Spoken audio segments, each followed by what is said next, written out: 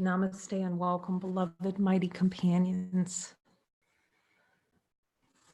to this blessed circle of light.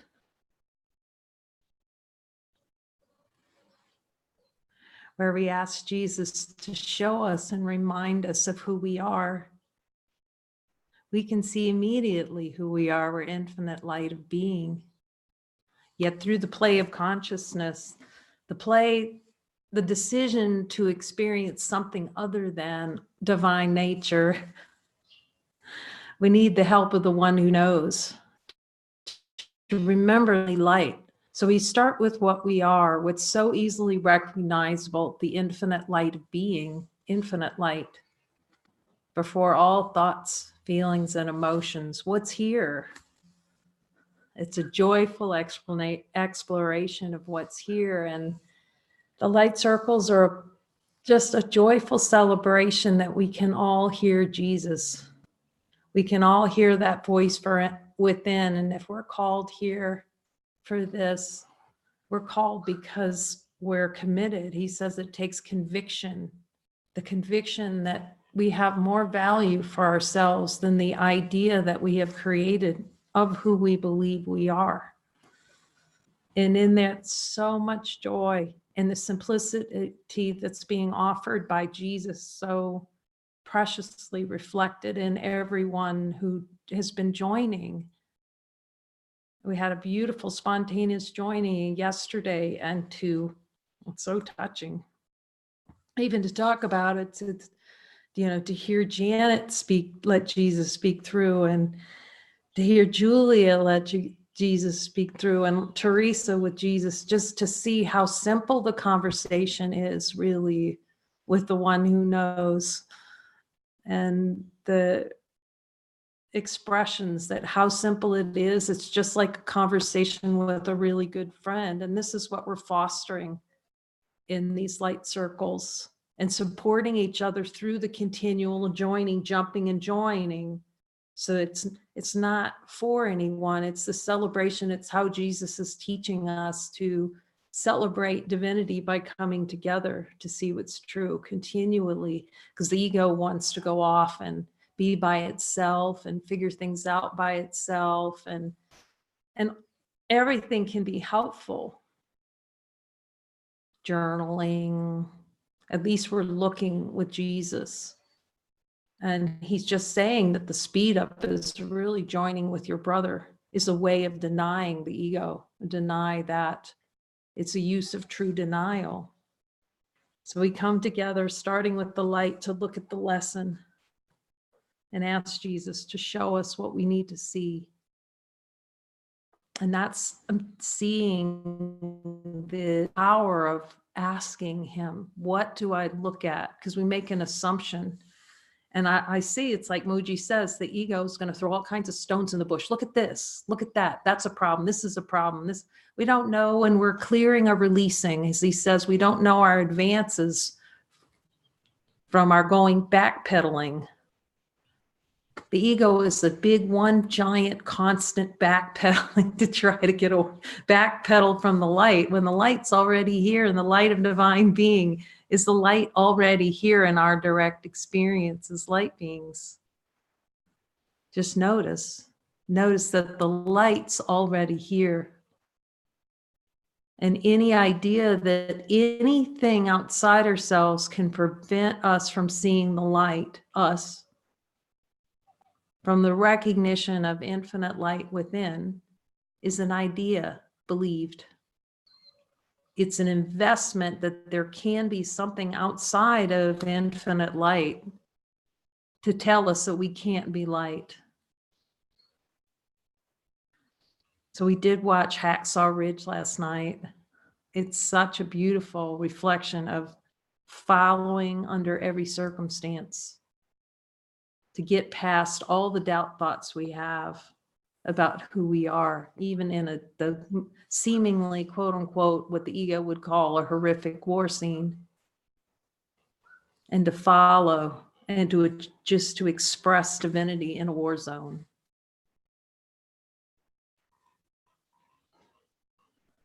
Just absolutely beautiful movie. And do a review of that maybe later today. And if we do, I'll put that up for everyone.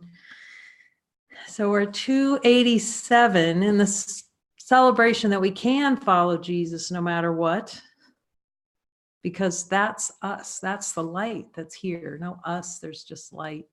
No way to speak about it. Is there any way actually to speak about light and truth? We can only point to light. Even like Muji says, you can't describe it. You can point to it. That's it. Can't tell anybody about it. Who would tell someone about light? We can just experience it by direct looking, this direct looking. Your one goal, my Father, only you. So much love in that. Let's ask the light. Does the light have to be our one goal? And the light of divine being and honesty of God. Does it, when we look so simply, does it yet? I can't hear anything other than that. It has to be the single focus, because if there's two, see, two focuses is duality. That's why it's turning us in. Does the light need to focus on itself? See that the light doesn't need to focus. The light's always here. Yet Jesus uses the power of focus and consciousness to turn the direction back. Instead of looking out in the world for causality and blame and the mystery, who done it to me? We focus on the light, infinite light of being. That's the turnaround. The turnaround to see the light's here. Honesty of God. The light's here. Admit the denials. It's so beautiful when Janet said, it's just, your brother just, you start paying such close attention to everything your brother says. That's what I feel it's like. Because you know that that's coming. You called it. Called your brother to you to teach you, to remind you. Remind. She said, you just admit it and it just melts away. You admit the denial rather than investing in the denial. It's like, admit it. You're right, Jesus. Show it to me. You're absolutely right. And it, like we laugh about it being the oopsie. Oops. That's all it is. It's just see that the light's not putting guilt on any. It doesn't create guilt. It doesn't know what guilt is. Does it look at anything you've ever done and put up a little sign saying, okay, no way into heaven now for you? That's what we really want to see, because that's what we believe about the light. That's the flip. And that's the flip.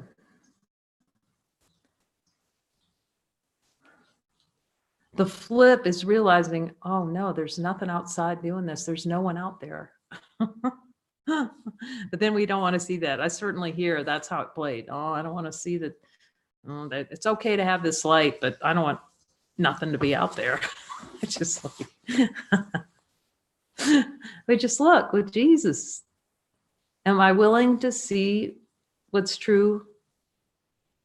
Am I willing to see what I've denied because it's true that I've denied light and no one's doing it to me? There's no me to be doing it to. That's all we're looking at, just to find out, oh, there's no one here except supreme happiness. And then we get to celebrate in the play. See, we celebrate in the play with our brother. Where would I go but heaven? That's a good question. This gets more and more profound, doesn't it? When we look at the Course again, where would we go but heaven? What other goal could be more valuable? Let's just see if we can find any goal that we've ever had that's giving us heaven on a permanent basis. I certainly had a whole list of goals.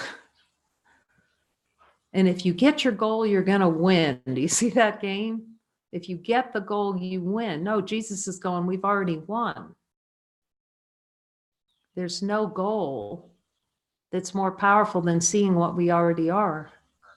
No goal of greater value than the peace of the light. And as soon as we have two goals, they're two. Duality. That's why it's a turning in at the one goal of value in this lifetime. Let's ask the light, and the light of divine being and honesty of God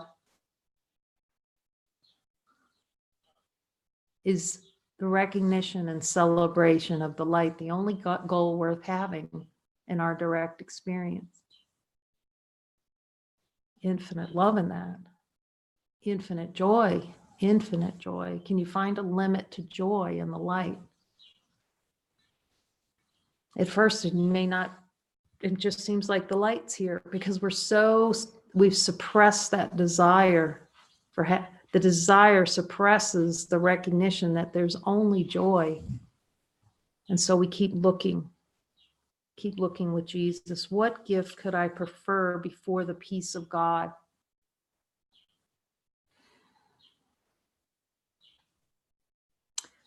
This is so great because Jesus points to us toward exactly why it seems that awakening is elusive, because we desire it to be.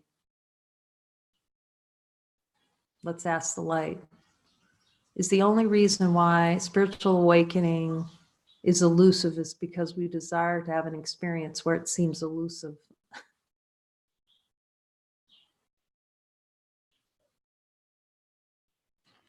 Show me the desire to make spiritual awakening, recognition, and celebration of a divinity elusive.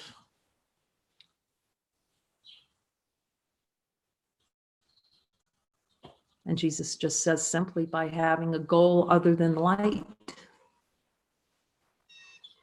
As soon as there's a goal, it's an attempt to obscure the light's here.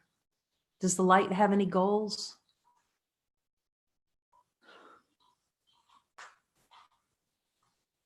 A goal is an immediate spin out into duality. I remember there was like a couple of beings on YouTube, and they were talking about enlightenment. And one of them was saying, and I want to, and you can come into the world and you can play in the world, and I want to have a goal. As soon as it's duality. See that the light doesn't have goals. Yes, of course it could play that way. You just won't be peaceful. Ask the light, is it possible to have a goal other than God and have peace? Consciousness can play. It's play is play. Diversity. The play of diversity, the play of goals, the play of opposites, the play of war. And until it's recognized that war is in the mind, infinite play can be infinite. And it's innocence. It just won't be peaceful. There's no peace in that. See that there's no peace in any gold other than the one who knows in that voice. What gift could I before the peace of God? What treasure would I seek and find and keep that can compare with my identity? What treasure could be kept? Let's see. Let's look at the light of infinite being, infinity, and take money, because money came up, and just place the idea of money next to infinity.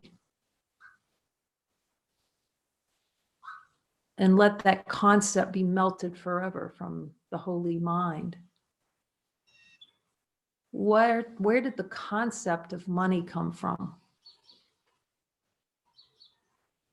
Jesus is telling me money concept is one of the desires to separate. Jesus, show me how money, the concept of money, is a choice to experience myself without bereft. Actually, he's saying bereft. He's using that word to make me feel bereft of the Father.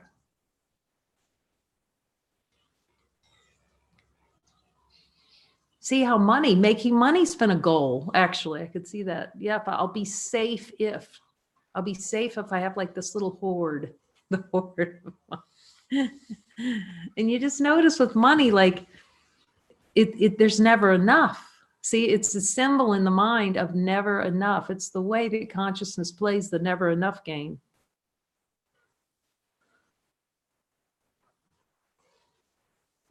When ego is the play of creating money as a concept so it can have an experience that it's limited by money.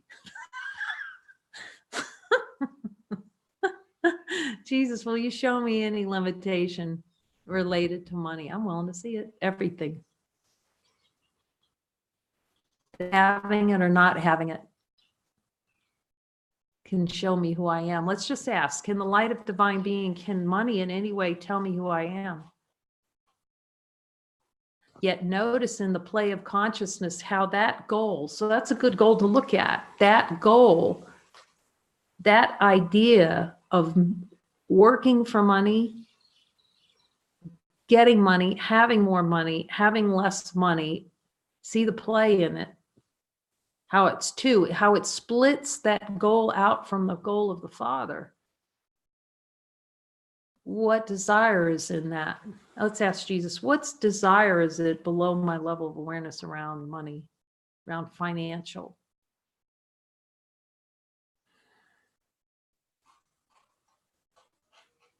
It's an attempt to prove that somebody's here. That's what Jesus is reminding me.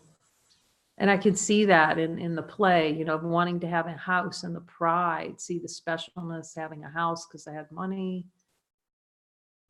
It's nothing happier than not feeling like you own anything. To not feel ownership. It's a way of ownership. Let's ask the light. And the light of divine being, is ownership death? Owning something rather than being everything.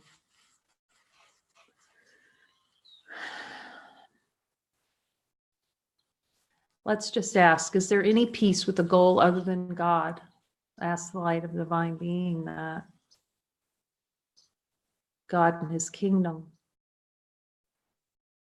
See that hunt for money, all those insecurities around money, how they're, let's just see, I want to look at any of desire to have insecurity. It's a way to blame the Father for abandonment. You've left me now, I have to take care of myself, quote unquote.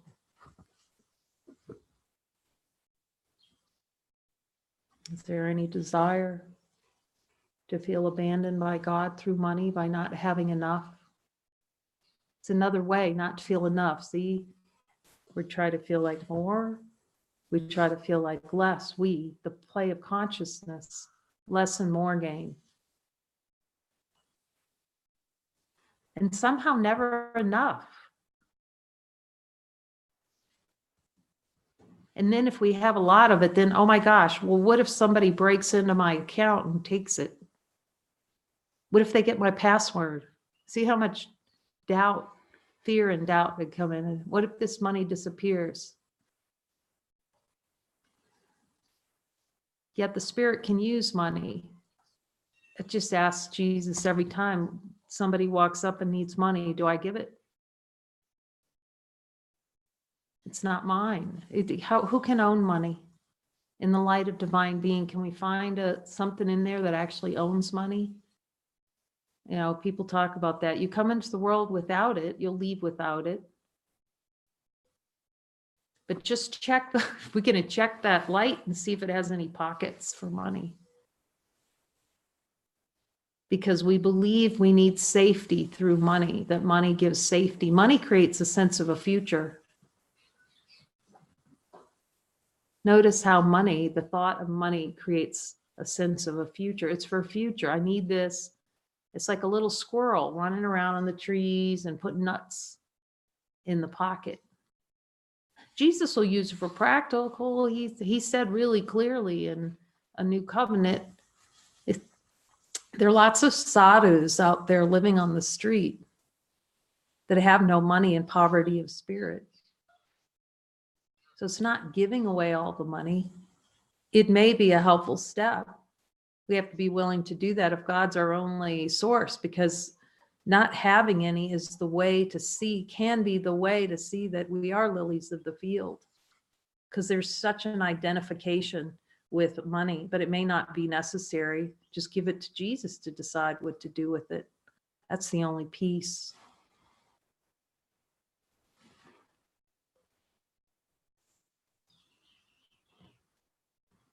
I see Tatsy put up a question. I'll come back around at the end and ask that.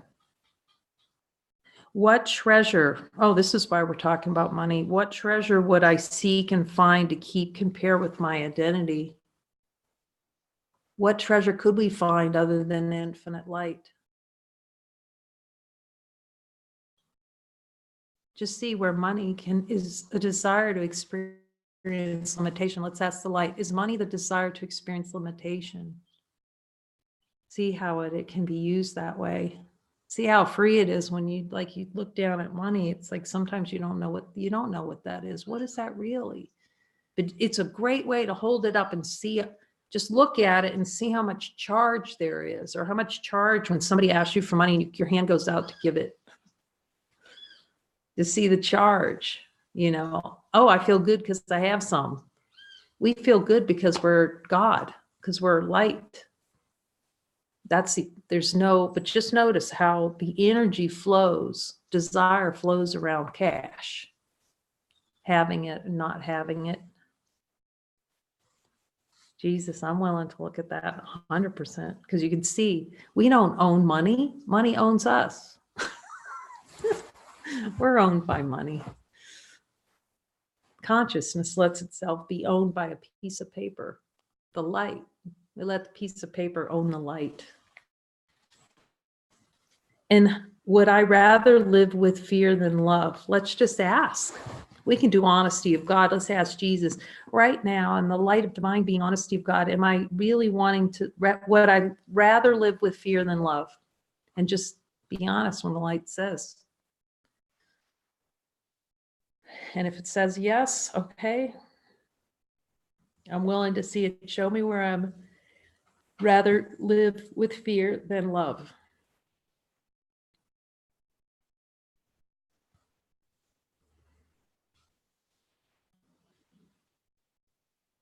It's bringing me back to money. Must be the topic of the day. Thanks for whoever put that out. I can't remember who. I think it was Marguerite, whoever puts that. See, it's for all of us. Like I say, you start really listening very carefully when your brother says something. Let our goal be light, and see how these choices, like the idea of money, will split the mind. If we invest in that, is something we can own, or money's proved. I could see it was being proved. I'm okay. I'm good at what I do. I can see all that proof, the proof, demonstration of proof, a demonstration of specialness and significance. Oh, I've got this really nice house with a nice garden, and you invite everybody over and they're going to be really happy here. It's just a play. It's a currency. The currency of death. We're learning the currency of God. Infinite light currency. Moves freely. You are my goal, my Father. What but you could I desire to have?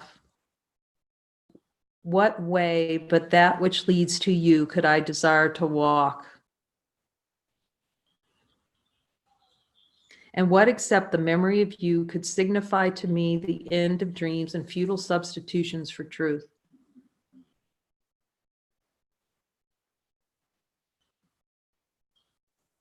Futile substitution. So let's just ask them to show us the desire for futile substitutions for truth. Are there any that we need to look at? Keeps bringing me back to money. Look at money. Okay. Must need to see something there. See the weight and heavy burden that places upon the Son of God. Futile substitution. How much the mind becomes occupied with money. Having enough, not enough, too much, who has too much and who doesn't have any, how much value is placed on that over divine light, what it means. Does my house look good? Can I buy nice clothes? As he says, lipstick's on a skeleton. Adjasanti calls it pearls on a pig. We just keep wanting to decorate. So it's just an avoidance of looking. It's just avoiding for us to avoid looking. Oh, the light's already here. You are my only goal. Your son would be as you created him. What way but this could I expect to recognize myself and be at one? That's why there can be only one goal. Because again, as soon as there are two goals, they're split. So that's the light and the light of divine being. If I have a goal other than God, will I feel split? You'll feel torn and ripped. Yet that's the desired experience. Jesus, is there any desire below my level of awareness to feel torn and ripped? I'm willing to admit it. Ask for a miracle. He showed another way that this perception cannot be true in the light of divine being. It's just not possible to be two. Not possible to be two.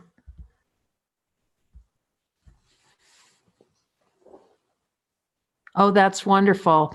So Tatsy wrote, and Jesus, is there any way to give the whole money thing to you and have it help us as the infinite light that we are? And then Jesus does a whole session on it. Trust the light knows. Anyway, whole money thing to you. So let's just ask him. Just feel any tension come up too when you hear that, turning that whole thing over to you, that whole money. Let's see, is there any desire not to turn the whole money thing over to you, Jesus? Below my love awareness?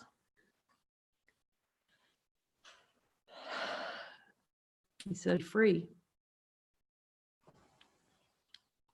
Let's just put the whole money thing, see the whole concept, that big old chunk of that heavy, just see how it's a ball and chain. How much money, energy, time is in that. It's just unwillingness to look. See how we even want to run when the idea of money comes. All the concepts springs to mind, different kinds of cash, currency, not having it. See how it's a soup. It's a soup swimming around in there. How can I get more of it? Why am I not getting more? All the hows, whys, wheres, wherefores. So let's just ask the light. What do we need to see about anything else about the whole money thing? Can we give the whole money thing to Jesus? Let's ask him. He says, you can give everything to me. So let's just take that whole concept, the bolus. I love that. He used to say that to me. He'd say, just back a dump truck up. The whole concept, all the feelings, all the thought, back it up. About money, fill up that dump truck, every concept that we have about money, and just pile it in that truck. Just give it to the light bearing truck and just put it in there and see what he does with it, just for fun, just another reason just to see what happens when you place all the concepts about money in the light of divine being and see what happens. It's curiosity.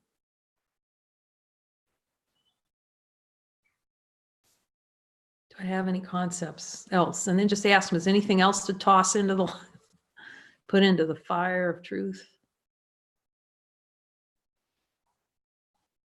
And see that it's just a concept. To hold the Son of God hostage, to pretend like we can be held hostage by those little paper strips, as he says, coins jingling in our pocket. Think about it, it's a funny thing. As soon as you know you're not bound by it, you'll try to give it away. It just keeps coming back. He just says, let me be the one to choose for you. Because you think there's choice around money. You think you have choice when to give it, when to keep it. It's a choice manufacturer. It's a manufacturer of the idea that choice is real. So we keep the idea, the concept of money, so we can keep the idea of choice in play. That there's actually choice to have money or not have it, or that it means something. Or Jesus, is there any desire for choice, experience of choice and limitation around money? Well, and to see it, put that in the dump truck of light is here, right there. Oh, feel how light it is. Just place the whole concept. It's a way to hold a self-concept in place. It's a piece of money is a piece of carefully protected personal identity. Ask the light that. Is money a carefully protected piece of personal identity? It can only be that unless we're completely at peace. Jesus, and that's honesty to God. Jesus says, am I perfectly at peace when it comes to thought of money? And if not, I want to look. Anything that I need to give to you on money.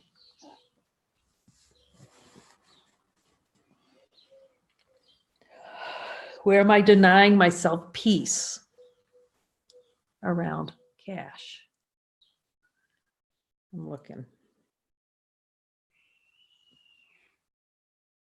Any remnants, any twigs in there? Show me any desires around money. Show me the desires I really don't want to see around money. That's when you're really going with Jesus. Show me any desires I just do not want to see. I'm going to look at them anyway.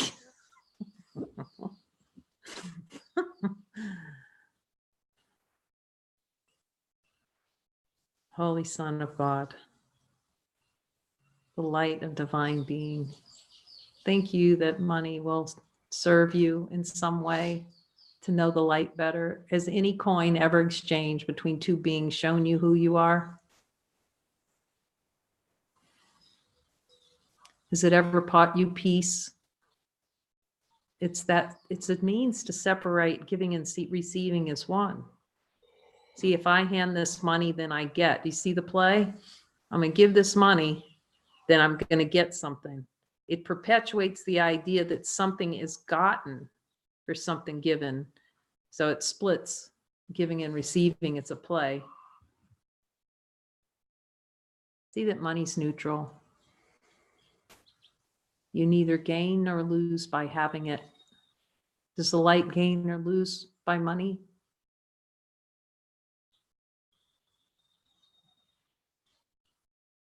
Jesus, is there any desire below my level of awareness to use money to split out giving and receiving? I'm willing to admit it.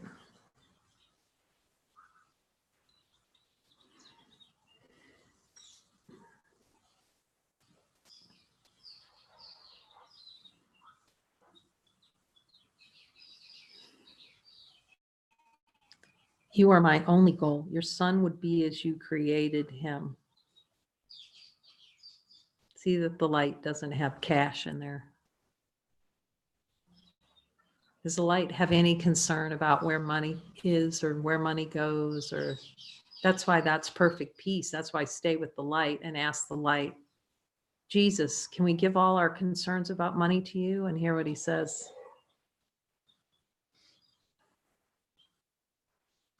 Will we be at peace if we give all our ideas and thoughts about money over to you? It says there isn't another way to be at peace.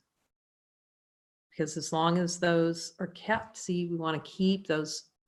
They'll preserve a sense of personal identity, that we're separate, that we're scarcity.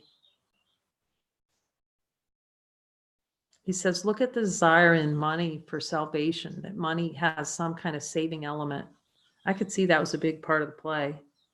Money was money was safety, safety being salvation. Money, you could have peace of mind with money. He says, just see that it's never brought you peace of mind. Okay. Does money? No, money's never brought peace of mind. In honesty of God, when I look, can't find a way that it has. Just always, it's a path to terror, actually, all the concepts around money.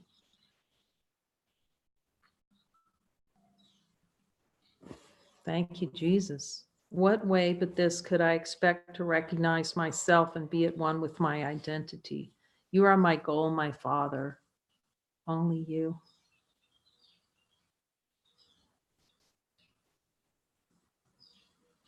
Amen.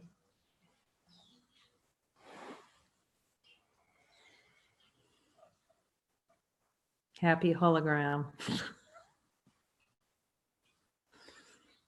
Love you.